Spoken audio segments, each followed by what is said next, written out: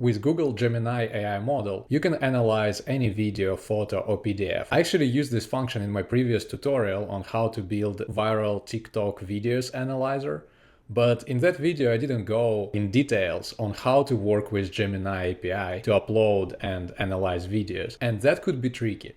So today, I'm gonna show you step by step how to upload video to Gemini server, properly prompt it, and get a response following specific structure you need. Let me quickly demo to you what I'm talking about so we're on the same page. I'm gonna upload a short video from my previous tutorial.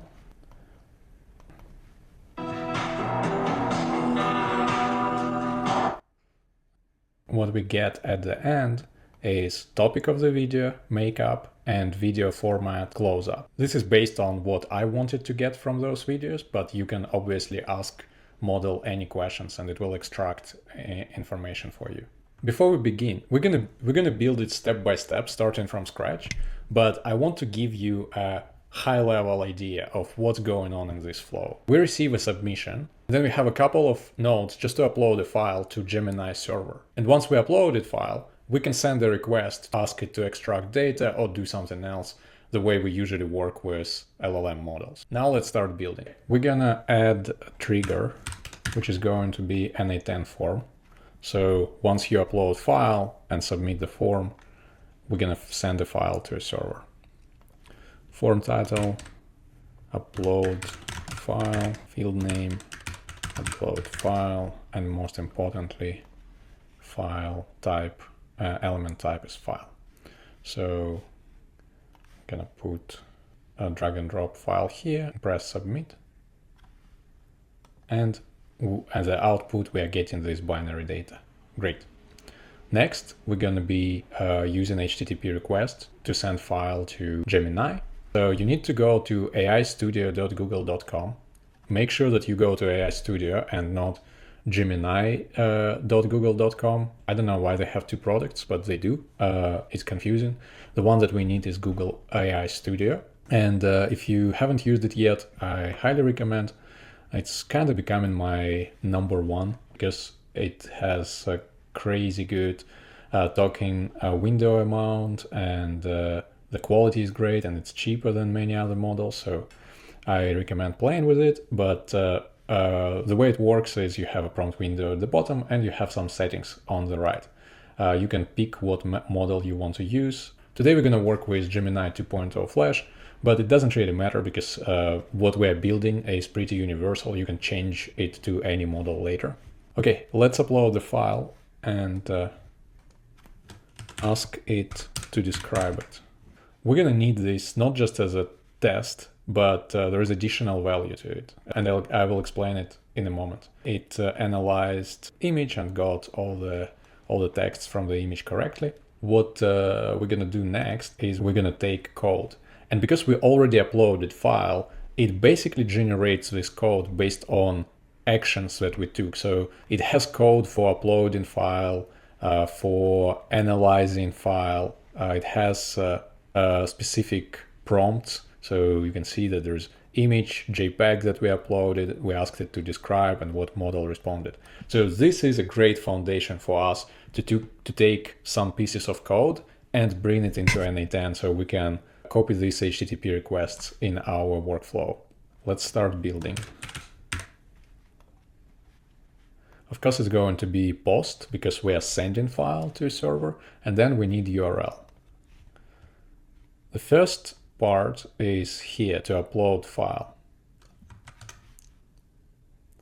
We're gonna copy URL all the way to the question mark. We're not gonna take key Gemini API key because it's a query parameter and we're gonna use it later differently. Okay, so let's make sure that there's nothing extra on the ends of the URL. Looks like we got it. So our API key, we can put it right here. Well, we can just copy key, but all right.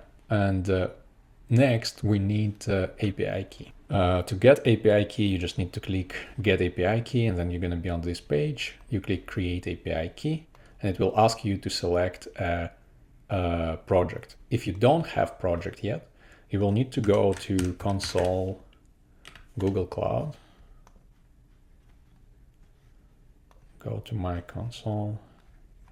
Well, it's gonna ask you to log in with your account, with your Google account, and here you can click on the project selector. If you don't have project, I think it's gonna say new project or something. And here you can create a new project. You will provide its name and organization, location. I have projects, so I don't want to create a new one. I have too many already. So I will just go back to my API screen. Here I will select a project. Let's say it's test project, create API key. I will copy this API key and I will bring it back here. So now we have query parameters, we have key and the API key. It's going to work. However, because we're going to be using this HTTP, we're going to be using 3 HTTP request models. I'm going to turn this into authentication. So this way we don't have to copy our API key every time. I will select authentication, generic credential type, because it's a query parameter, so it's a query authentication. We will create a new credential. The name is key, as you remember, that's what was part of the URL. And here I pasted my API key. Press save, it's saved. And now we don't need to send query parameters anymore because we're already authenticating through this thing. Okay, great. Well, now let's go back to our prompt that we've been working with. This is it, get code, go back. Okay, so far we added URL, we added API key, so we have URL and authentication. Next, what we need to do is to add these headers. This H indicates that this is header in our request. I will be just copying them one by one. First, I need to enable headers here, and as a name, I'll provide upload Google protocol, resumable as a value, here, command, and start is a value. Next, length. And the next one is type. I don't have to copy this because it's variables and we're gonna get them from n8n. So we go back to schema. Content length is basically size. We can just grab it and drop it here. And value is content type. So it's a MIME type, image JPEG. All right, perfect. Is there anything else? Yes, the last one is content type application JSON. This is what we gonna be, what type of request, of body this request has. So now we are ready to send a body. We're gonna be using raw JSON. Here it basically wants to pass a display name, so the name of the file. And we're gonna do that.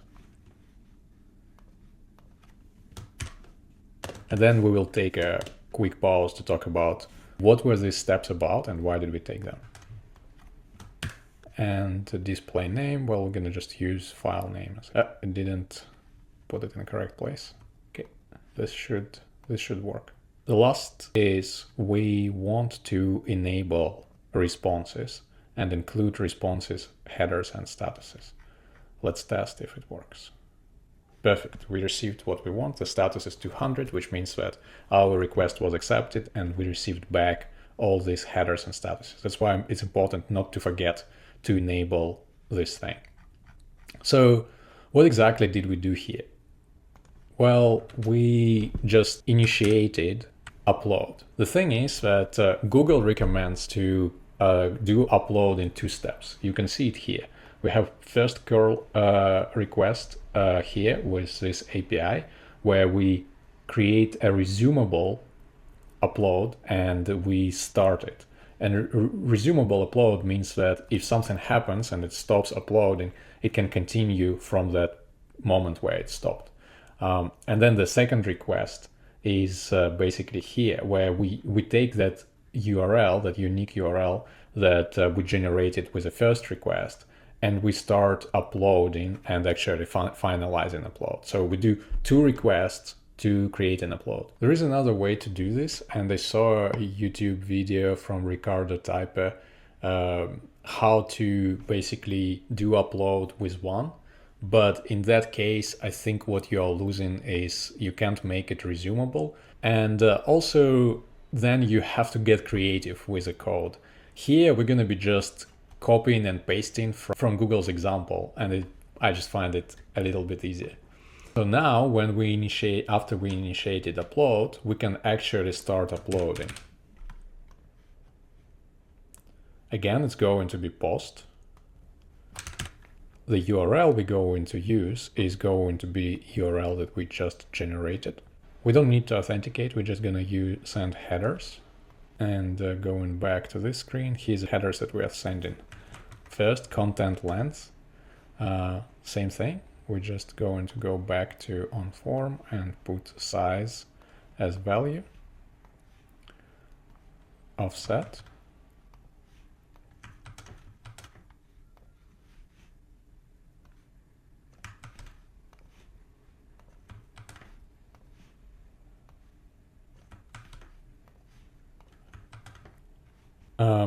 And the last step, we want to pass binary file.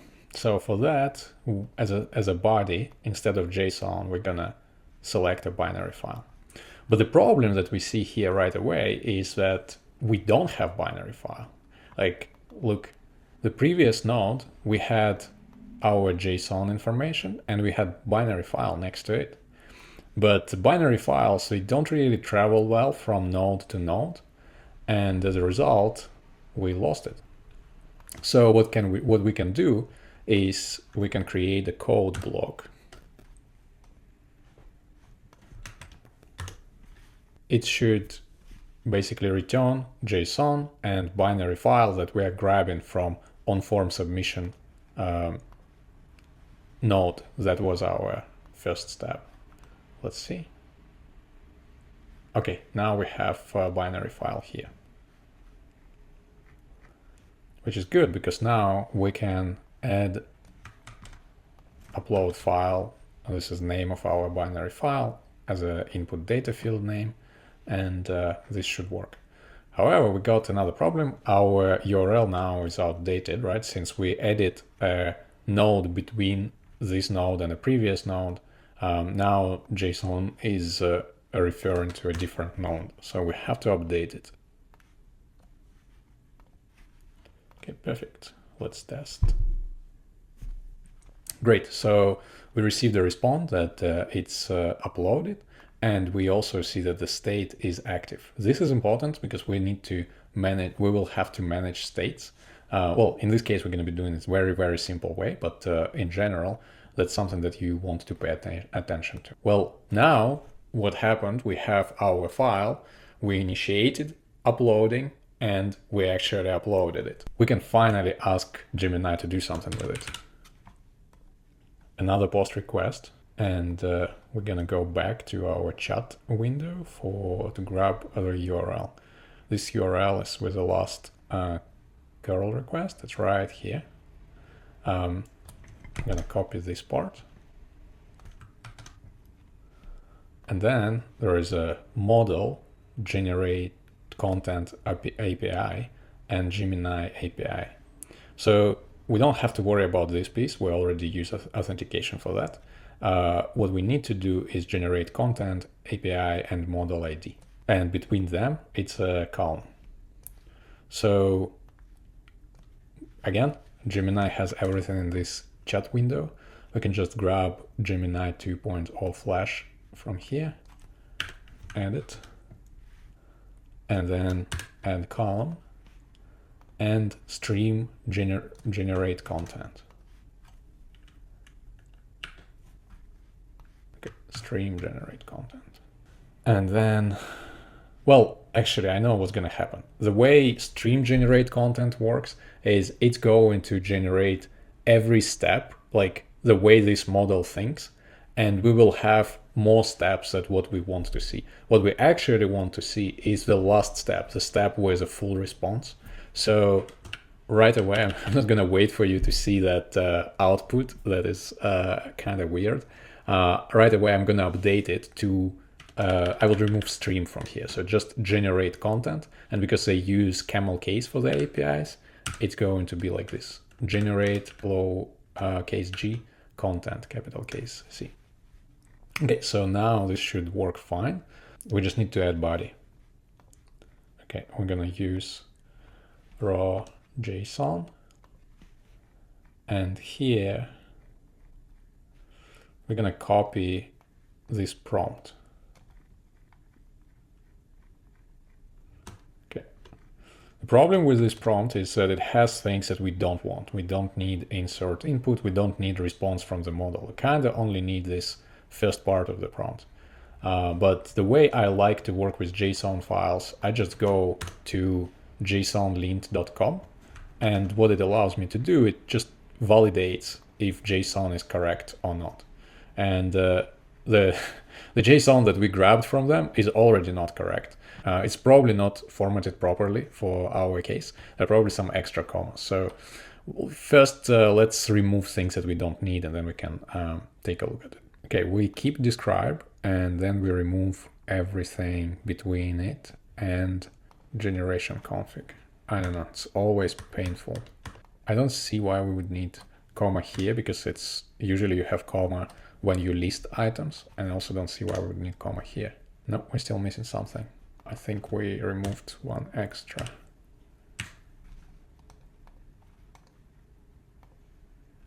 Okay, almost. We don't need comma here because we're not listing anything. All right, so let's copy it. We can paste it here. And I think we are ready to test this step. Nope, something didn't work because I forgot to select our authentication. Great, let's try it again. Right, well, silly me.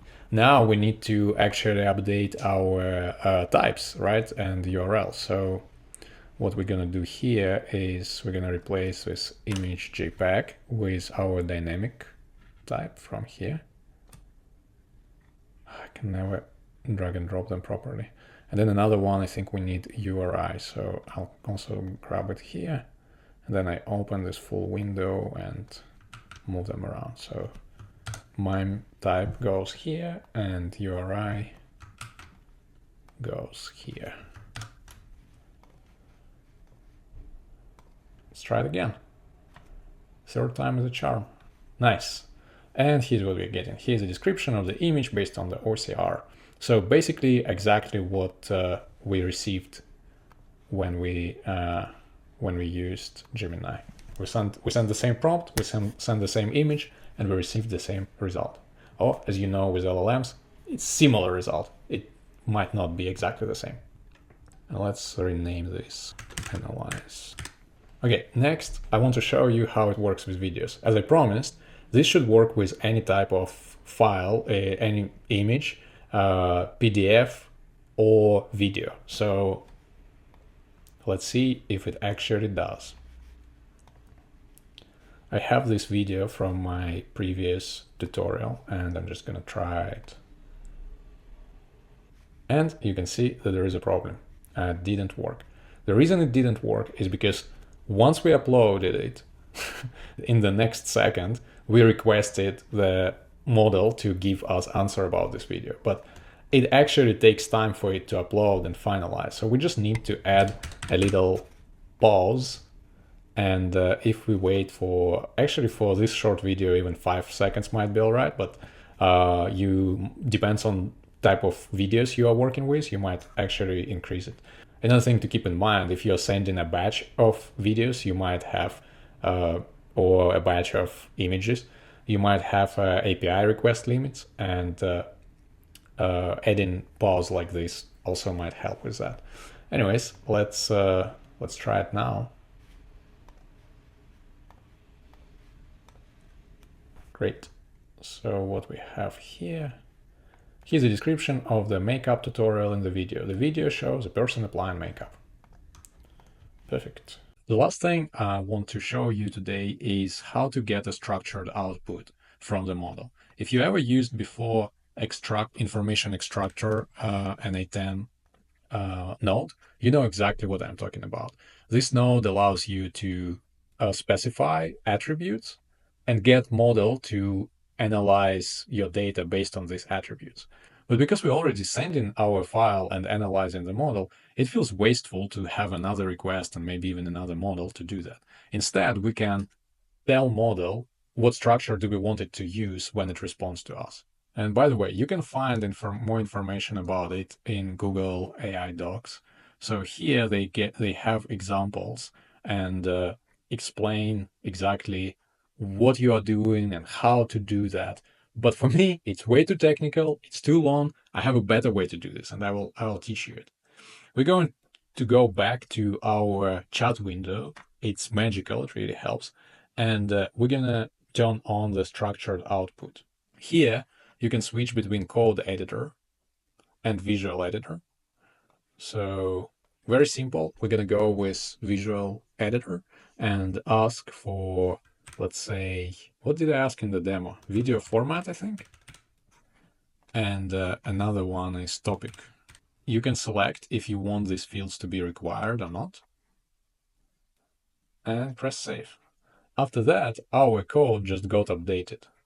And at the bottom, if you remember, generation config used to be pretty simple. Now it's a little bit more extended. One thing that it has changed is that response MIME type used to be plain text, I'm pretty sure. Now it's application JSON, because it's going to return a JSON with this object that has two properties: video format, string, and topic, also string. That basically means that it's text. And both of these things are required. So we're just gonna copy everything and gonna go and edit our body JSON request. So here you can see generation config. That's what we had. Just a very simple one-liner text plain. We're gonna replace it with this one, and we're gonna remove all these extra commas that it adds. So it should work. And yeah, we got topic, makeup tutorial, and video format vertical. That's exactly what we expected. But yes, the idea is that we asked for specific things. We asked specific questions about this video, and it responded to us with specific answers. Well, we're almost done, but if you want to use this data, you need to know how to parse JSON file. It's simple. It's basically one function, but I want to show it to you. So you are probably not going to use it to send Gmail, but I expect you probably want to put it in some table. But it's just a very simple way to show it to you how it works. Obviously, it's going to work the same with any other node. Okay, as a message, I'm going to grab text that we received from the model. But you see that right now, this text it's basically a JSON in a text format. What I want to have is I want to say, hey, well, it's in email, right? New line. Then I want to say topic, and then I want to say makeup tutorial. So how do we do that? Well, what we need to do is we need to add parse JSON function to this expression. Now it parses what variables do we have there. The first one is topic, and then we can add another break and basically copy the same thing. Just gonna call it format and video. And here, instead of topic, we're gonna ask for video format. You got it. Anyways, let's press test. And I go here and refresh my browser. Hey, topic, makeup tutorial, video, vertical. where we were able to access those specific variables. All right, let me know what practical examples of analyzing documents with AI you want to see me build. Drop your ideas in the comments. Meanwhile, like and subscribe, and I will see you at the next one.